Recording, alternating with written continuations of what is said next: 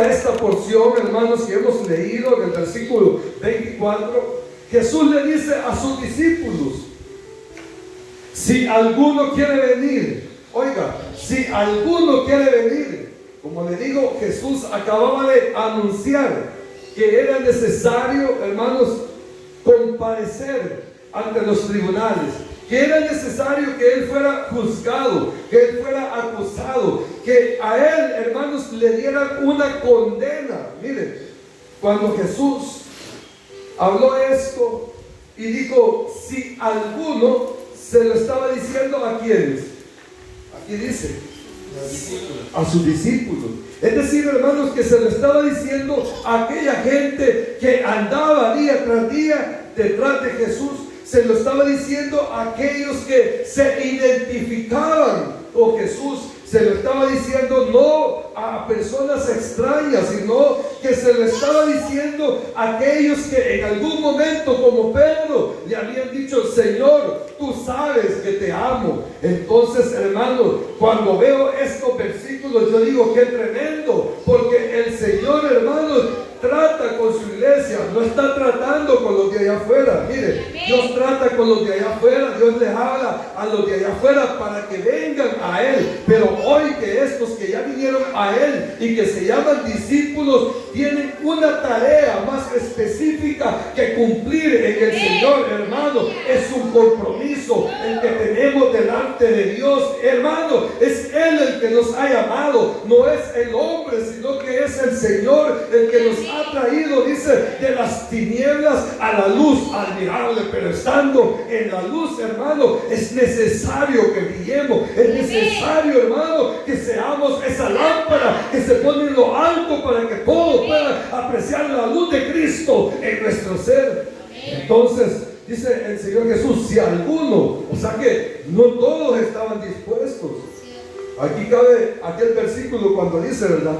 Todos son llamados, pero pocos los escogidos, porque las multitudes seguían al Señor Jesús. Muchas personas venían detrás de Él y se identificaban con Él. Mire, a Pedro le dijeron: tú eres uno de los que siguen a Jesús, ¿verdad? ¿Sabe por qué? Porque se le notaba, porque tenía rasgos de Jesús, porque hablaba igual que su maestro, porque se vestía igual que su maestro, porque todo lo que el maestro era había sido, hermanos, plasmado en aquel discípulo llamado Pedro. Es decir, que los hijos de Dios, hermanos, nos reconocemos en medio de cualquier otra persona, y por eso es de que el Señor Jesús le habla a ellos y les dice: si alguno, porque muchos lo seguían, pero hay unos que le seguían porque tenían intereses propios. ¿Se acuerda que Jesús en cierta ocasión les dijo: ustedes me siguen porque les doy de comer? Ustedes, si yo no les diera de comer, allá estuvieran acostados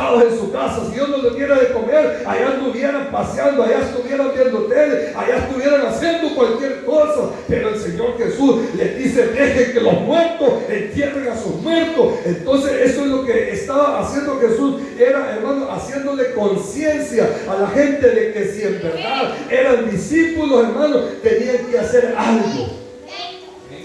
Y es: niéguese a sí mismo. Y eso es lo duro de la vida cristiana.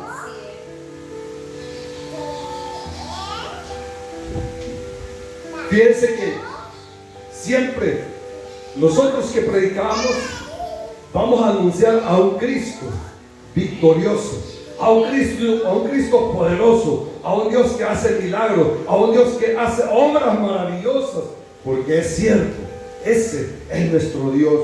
Pero es necesario también, hermanos, que prediquemos que venir a Cristo no significa solo identificarse con Él. Es decir, venir a Cristo no quiere decir que porque ya tenemos la camisa con el logo de la congregación, ya somos discípulos de Él. Podremos ser seguidores, hermanos, pero ser discípulos de Cristo significa que nosotros tenemos que dar las evidencias de lo que es nuestro maestro en nuestra vida. El maestro se negó a sí mismo. El maestro, hermano, renunció a su comodidad, renunció a su familia, renunció, hermano, a todos los placeres que la carne le exigía. Y eso, hermano, es lo que hoy en día cuesta que la gente entienda que venir al evangelio no solamente es tener un rótulo de iglesia cristiana, sino verdaderamente demostrar que somos llamados de parte de Dios.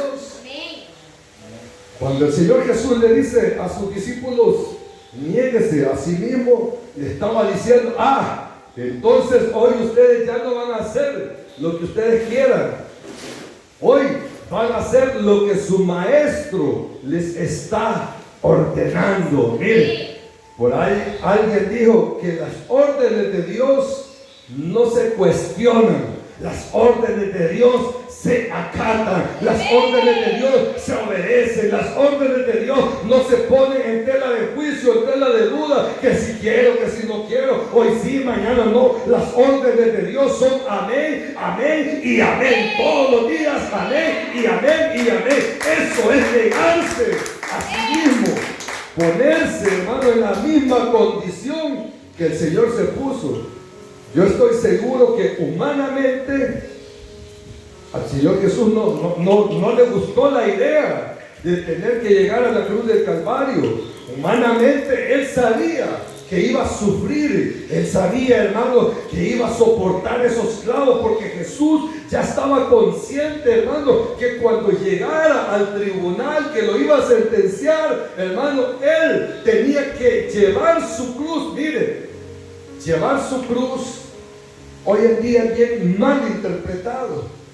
He visto hasta casos ridículos de gente, hermano, que ha hecho una gran cruz de madera y sale por las calles y llevan una cruz, hermano, y van en lo que le llaman procesión y dan lástima, hermano. Pero más que dar lástima, hermano, da hermano, quizás que tristeza de ver la ignorancia, porque tomar su cruz no es cargar, hermanos, algo y ir sacrificando el cuerpo, sino que tomar la cruz que el Señor Jesús estaba hablando es, hermano, despojarse del yo, despojarse de lo que yo quiero, de lo que yo anhelo en mi carne, esta carne que solamente quiere pecado. Eso es, hermano, tomar la cruz. El Señor Jesús, cuando estaba consciente que iba para la cruz del Calvario, que iba a los tribunales y que, hermano, que su muerte iba a ser a través de una cruz, Él estaba, hermanos, sabedor de que en esa cruz Él iba a sufrir. Mire, cuando el Señor Jesús dijo, si alguno quiere venir después de mí, niéguese a sí mismo y tome su cruz, hermano. Cuando el Señor dijo, tome su cruz, no estaba hablando de un trofeo, no estaba hablando, hermano, de lo que hoy en día la iglesia hace.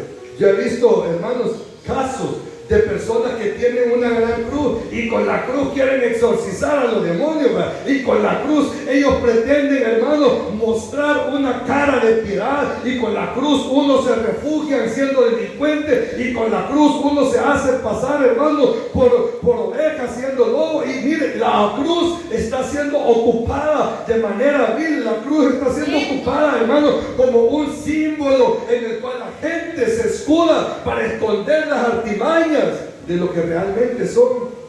Pero en aquella época, cuando el Señor dijo, tome su cruz, mire, la cruz era un símbolo, oiga, maldito. ¿Sí?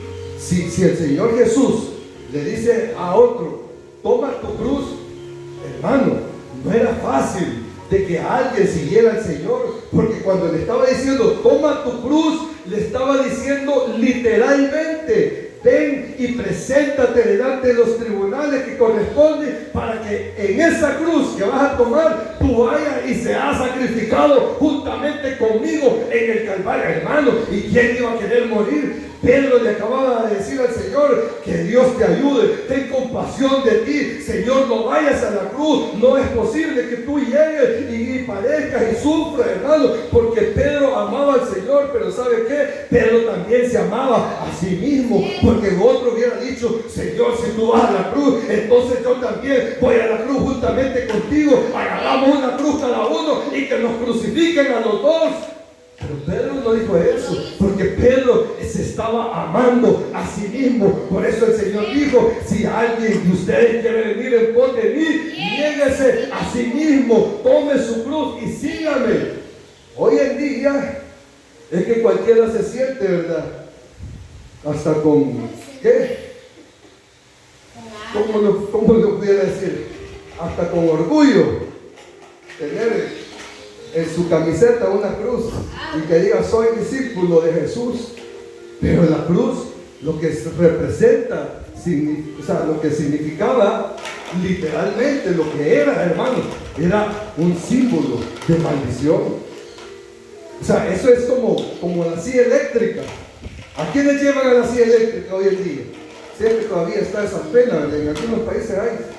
A la silla eléctrica llevan a los asesinos, llevan a los delincuentes, a los peores delincuentes, hermano. A la silla eléctrica llevan a aquellos que se merecen morir a causa de un delito que han cometido, hermano. La silla eléctrica no es algo que lo van a poner para que la gente le dé aplauso. Así, hermano, es la cruz. Así era la cruz, hermano. Cuando el Señor Jesús dijo: tome su cruz, hermano, le estaba diciendo a sus discípulos que tenían que morir también con él. Y aquellos hombres, dice la palabra del Señor, que a la hora de que fue crucificado el Señor Jesús, muchos se escondieron, muchos se fueron, hermanos, lejos del Señor. Muchos de lejos estaban viendo a la hora que Jesús estaba siendo crucificado. ¿Y dónde estaban las multitudes que se seguían al Señor? ¿Y dónde estaban aquellos que decían que eran discípulos del Señor? Lo mismo pasa en la iglesia, lo mismo. Porque el Señor, cuando nos dice, hermano, que nos neguemos a nosotros mismos, nos está diciendo que así como Él fue a morir a la cruz del Calvario, así nosotros hoy en día tenemos que morir, no en lo físico, hermano, no en la carne, sino, hermanos, en nuestro ser interior, que ese hombre que quiere levantarse de nosotros y querer dominar esta carne, nosotros tenemos que sujetarlo para no complacer los deleites de esta carne. Entonces, aquellos hombres se quedaron: bueno, pero si yo sigo como mi cruz, quiere decir que a mí también me van a meter los clavos. Y eso era lo que literalmente el Señor Jesús estaba diciendo: vayan y mueran conmigo. Fíjense que hay una verdad en la naturaleza, pero cuando uno quiere cosechar, tiene que primero tener unas semillas. Y esa semilla, hermanos, puede ser que sea la única. Puede ser que sea la semilla del palito de aguacate que más le gusta a usted. Y puede ser que sea el último aguacate que se comió. Y usted, hermanos, dijo: pasó la cosecha y no guardé ni una semilla. Pero esta última semilla que tengo, la voy a aprovechar. Y dice: porque de esta semilla pueden brotar muchos, pero muchos más aguacates. Pero ¿qué tiene que hacer usted? Sembrarla. ¿Y sabe qué está haciendo cuando siembra la semilla? Haciéndola morir. Mire, cuando nosotros hacemos morir nuestra carne, estamos también provocando que haya una resurrección en nosotros. Así como Cristo fue a morir a la cruz del Calvario, provocó la resurrección de la que Él había hablado. La semilla, usted la entierra, la cubre. Si se acuerda, le echa agua. Y si acaso, le pone abono. Y de Dios, por supuesto, que va a depender que brote. Pero tiene que, para botar ese brote, primero tiene que morirse. La semilla tiene que llegar a un estado, hermanos, que ya no va a ser semilla.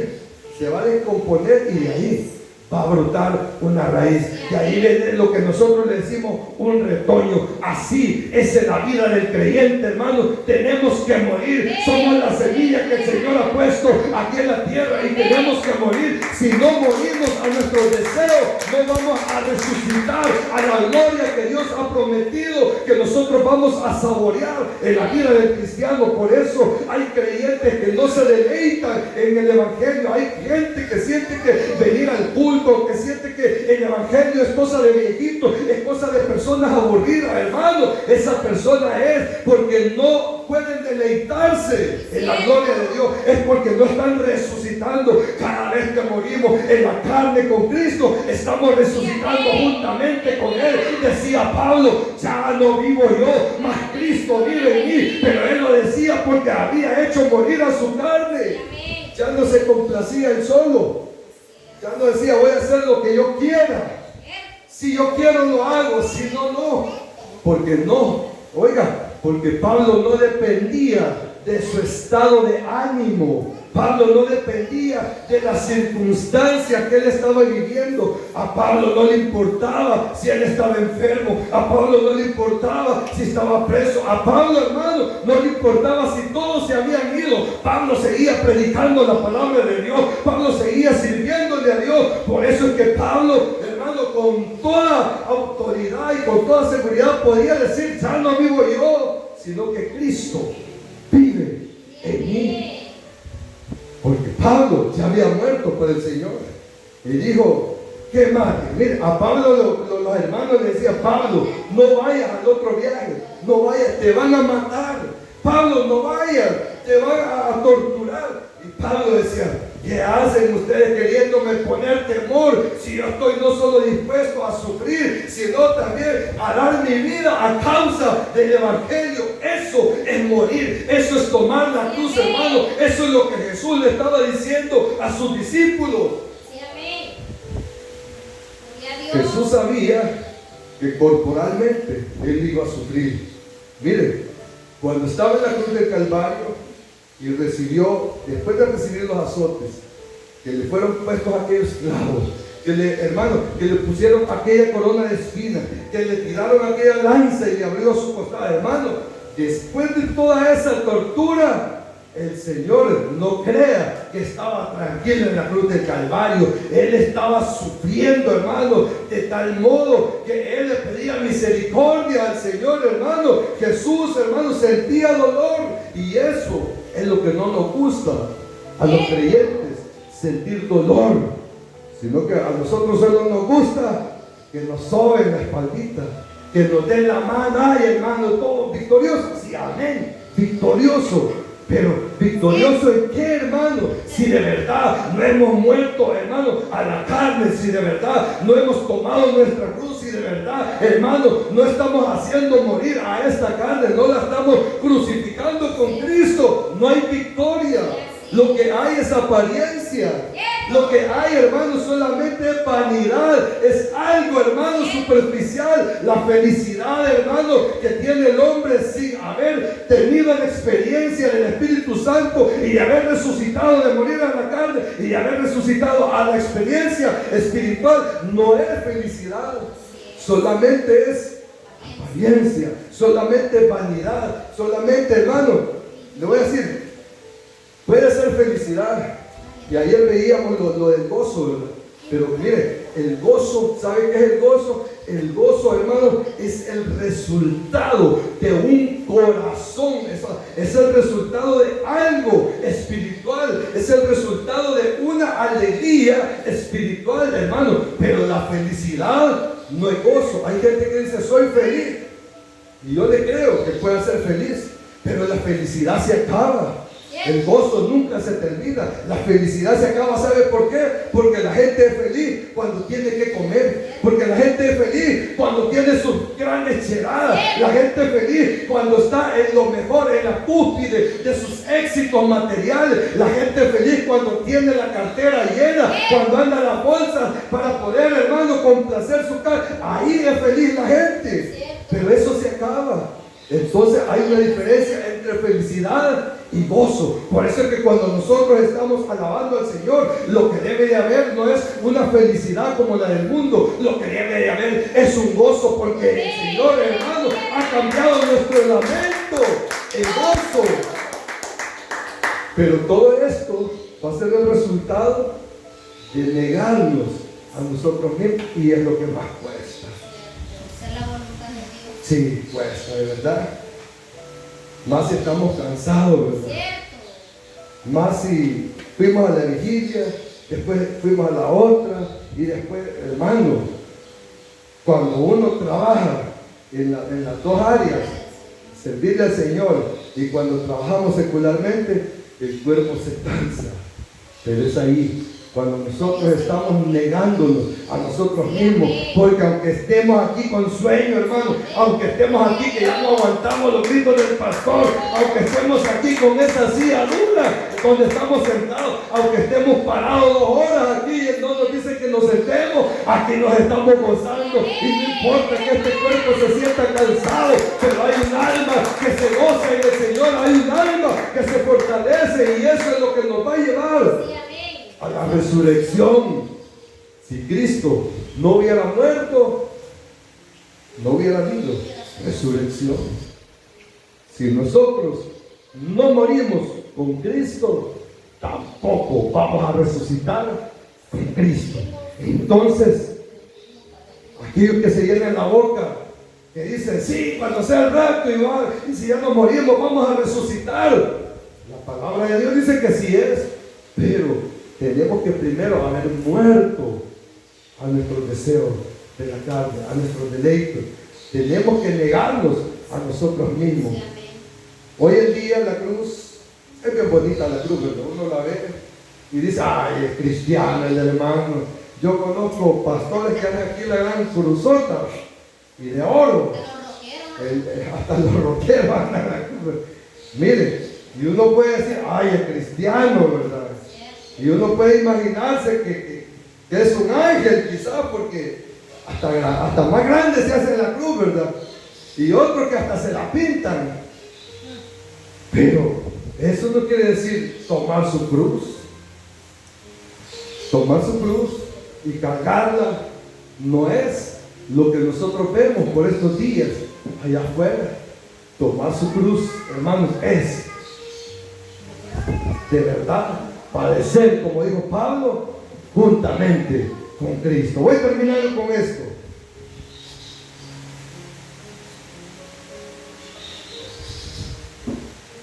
Me quedan 45 minutos todavía. Aleluya. Gloria a Dios.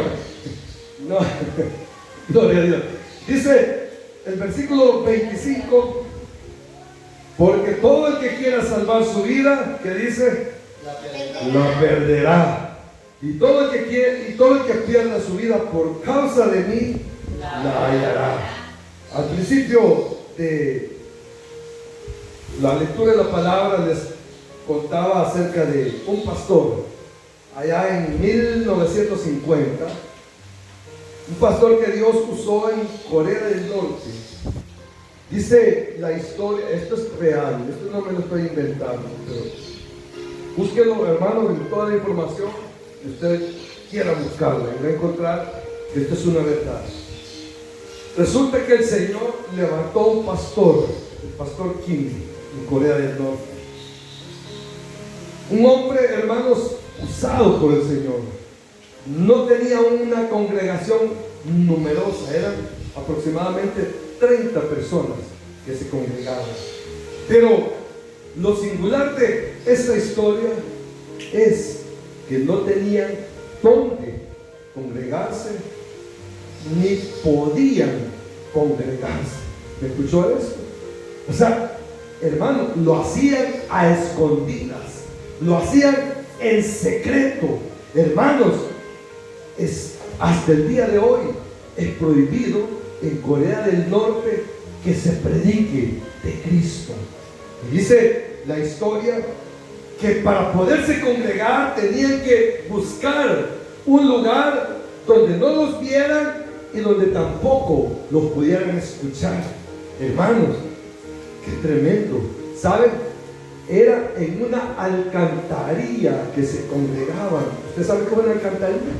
Hermano, es como un túnel debajo de la ciudad donde pasan las aguas negras, donde, hermano, se mueven ratas, donde se mueven animales, hermano, de lo peor. Entonces dice que ahí se congregaban y allí alababan al Señor y tenían, hermanos, solamente una Biblia, hermanos. No había instrumento, no había micrófono, hermanos, no había ni siquiera silla, no había ni siquiera a dónde poder arrodillarse sin que se tuviera que ensuciar. Era un lugar, hermano, de lo peor. Pero se congregaban ahí porque, hermanos, estaba prohibido. La ley había establecido que si alguien hablaba de Cristo, tenía que ser ejecutado. Entonces este pastor, con los miembros que el Señor le había dado, se reunían ahí. Y ahí en ese lugar oraban, ahí le cantaban al Señor, ahí él predicó, el pastor predicaba la palabra de Dios, y yo creo que todos se gozaban porque sabían, hermanos, que estaban delante de un Dios verdadero, de un Dios vivo, porque el Señor dice que donde dos o tres se congreguen en su nombre, Él ahí está. Entonces no importaba que fuera poquito, pero el Señor ahí estaba presente, así como está hoy en medio nuestro esta mañana. Y dice la palabra, o dice la historia, que, hermanos, en cierta ocasión, cuando el gobierno tenía un proyecto de reconstrucción de carretera, pasaron las máquinas. Y cuando iba pasando una aplanadora, dice que se hundió, hermano. Aquello se destruyó y se quebró la bóveda. O sea, el túnel o la alcantarilla donde se congregaban los hermanos. Entonces, cuando eso se quebró, quedaron al descubierto y se admiraron, hermanos, aquellos trabajadores de aquella cuadrilla, de que cuando esa planadora pasó ahí y aquello se derrumbó, ver que había gente, hermanos, debajo de ese suelo, y empezaron, hermanos, a sacarlo y les empezaron a preguntar que qué es lo que estaban haciendo ahí. Y obviamente, hermanos, que como eran hijos de Dios, ellos sabían, hermanos, que no iban a negar su fe, y dice que empezaron a decirle a aquellos hombres que les preguntaban de que lo que estaban haciendo en ese lugar era alabando al Dios vivo, alabando a ese Dios que les habían prohibido que ellos pudieran adorar. Entonces agarraron a aquellas 30 personas y se las llevaron a la plaza principal, como que venga alguien aquí, ¿verdad? Ustedes están presos, y me los llevo y los voy a poner allá enfrente del Gerardo Barrio, allá en la plaza central. Así le pasó a esos hermanos. Se los llevaron a la plaza principal, y dice que cuando estaban en la plaza principal, llegó el gobernante y dio la orden de que aquellos hombres que habían encontrado adorando a Dios, hermanos, escupieran la Biblia. Oiga, el mero enemigo, ¿verdad? Y aquellos hombres, aquellos creyentes, se pararon firmes y dijeron: pues no lo vamos a hacer. No lo van a hacer. Entonces dieron la orden de que le quitaran los niños a esos padres de familia que se congregaban, y los llevaron, y delante de ellos les dijeron: vaya, hoy sí van a escupir la Biblia. Si no lo hacen, vamos a ejecutar a sus hijos. Y aquellos padres, al oír, hermano, esta amenaza, se levantaron y se acercaron a sus hijos. Y me imagino que llegaron y les dieron, hermano, un beso, y les empezaron a decir: hijo, hemos llegado al final en esta vida, tenemos que separarnos por un instante. Y empezaron a despedirse. Yo me imagino que esos padres tuvieron que decirle a sus niños: niños, te amo. Y se empezaron a despedir: pronto nos vamos a encontrar en el cielo. Hermano, esos padres no quisieron renunciar al Señor. Ellos sabían en quién habían creído. Ellos sabían que el que les había dicho que se negaran a sí mismos, que tomaran su cruz cruz, es decir, que si era posible morir por causa del Evangelio, el Señor nos iba a resucitar. Y en efecto, dice que como ellos no quisieron escupir a la Biblia, ejecutaron a los niños. ¡Qué dolor más tremendo! ¡Qué dolor más grande el que pudieron pasar aquellos padres! Si solo de imaginarlo, hermano, es algo fuerte. Y digo, bueno, hoy sí, van creyendo, ¿verdad? Y dijeron aquellos hombres, aunque nos maten, no vamos a negar la fe en nuestro Dios. Bueno, dijo el presidente o el gobernante, prepárenlos. Y acostaron a aquellas personas, hermano, en el piso. Y dijo al que manejaba la máquina, y dice que les pasó la aplanadora a aquellos que no habían negado al Señor.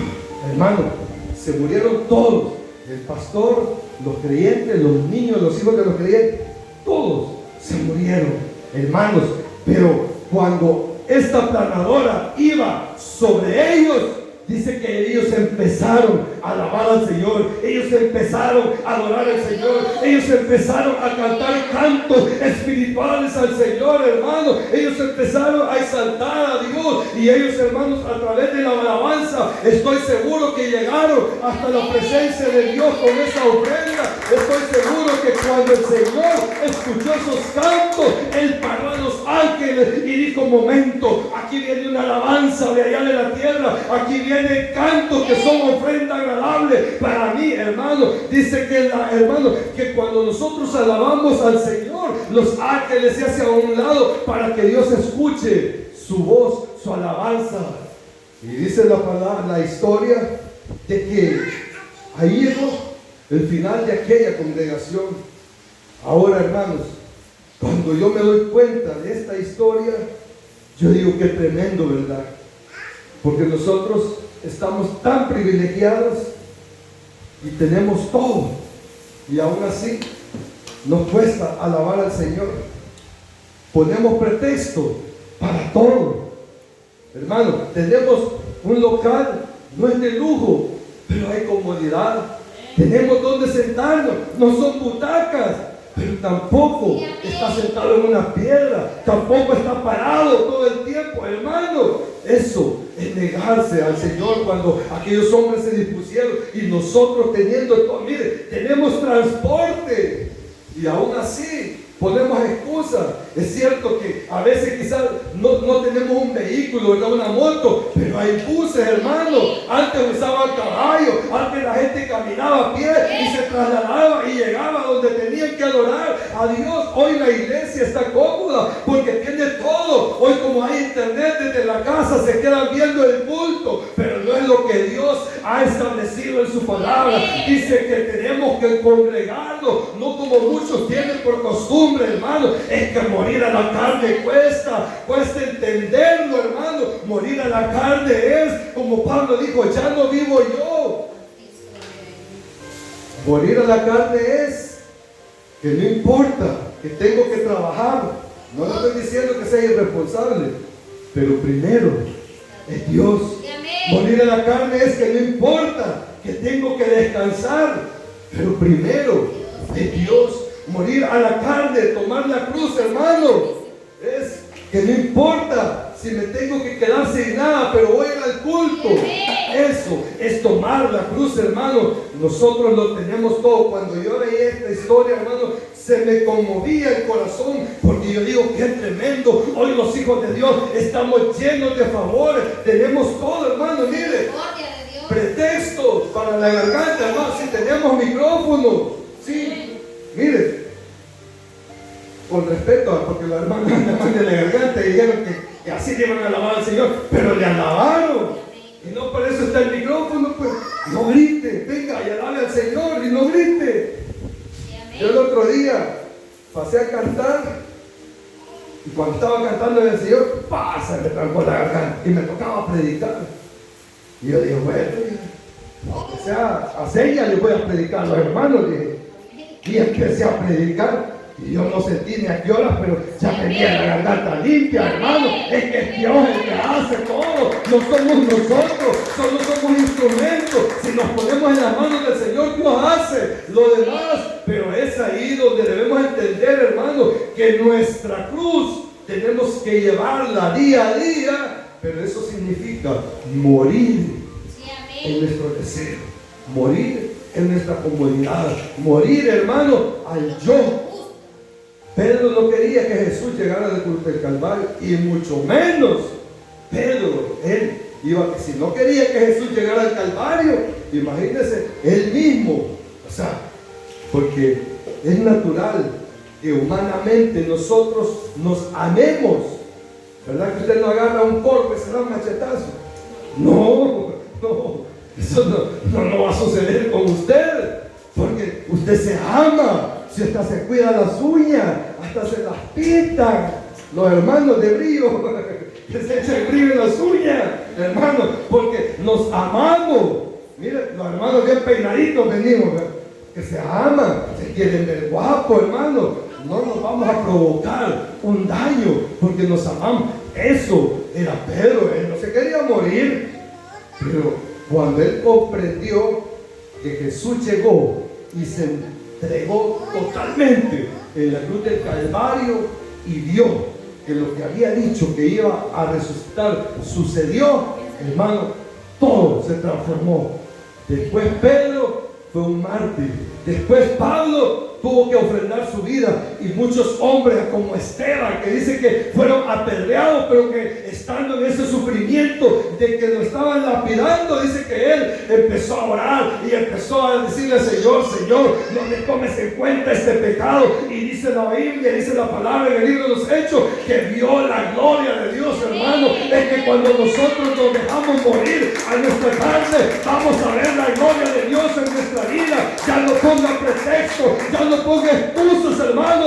Venga y alabe al Señor, búsquenlo en espíritu y en verdad, hermano. Dejen que su carne se acabe, no importa, hermano. Es preferible que nuestra carne se muera, pero que nuestro ser interior siga alabando al Señor, porque es eterno lo que hay dentro de nosotros. Por eso dice: ¿por qué aprovechará al hombre si ganara todo el mundo y perdiere su alma?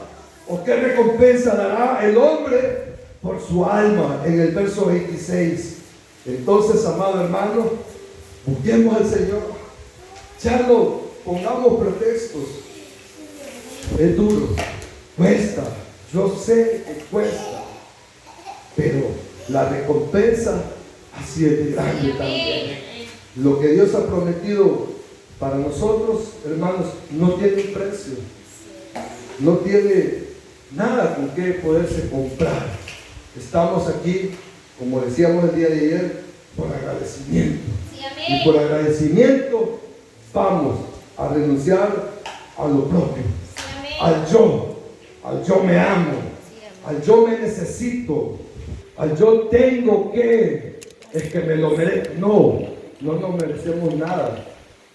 Dios se merece todo. Sí, amén. Póngase sobre sus pies, amado hermano. Déselo al Señor esta mañana.